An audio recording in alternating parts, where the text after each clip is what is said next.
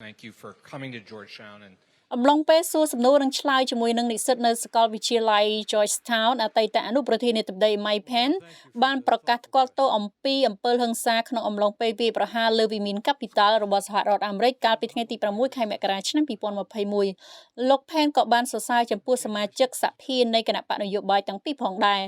លោក Pence បាននិយាយថាយើងបានបញ្ចប់កាតព្វកិច្ចរបស់យើងក្រោមរដ្ឋធម្មនុញ្ញនៃសហរដ្ឋអាមេរិកនិងច្បាប់នៃប្រទេសរបស់ពួកយើងលោក Pence ក៏បាននិយាយបញ្ជាការរិះគន់លើអតីតប្រធានាធិបតី Donald Trump សម្រាប់សកម្មភាពរបស់គាត់នៅថ្ងៃនោះបើទោះបីជាគណៈកម្មាធិការសភាស៊ើបអង្កេតមានការព្យាយាមវាយប្រហារលើសក្ខីកម្មថាប្រធានាធិបតី Trump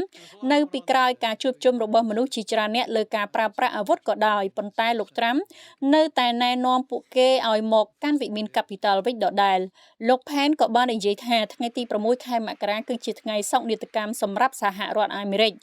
លោកបាននិយាយថាខ្ញុំសូមអរគុណចំពោះសមាជិកក្នុងគណៈបកនយោបាយទាំងពីរការស្ថិតនៅក្នុងទូនីតិរបស់ពួកគេត្រឡប់មកធ្វើការវិញនិងបញ្ចប់ការផ្ទេរអំណាច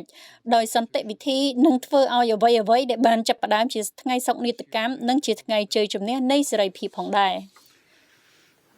I've been very humbled at the number of Americans from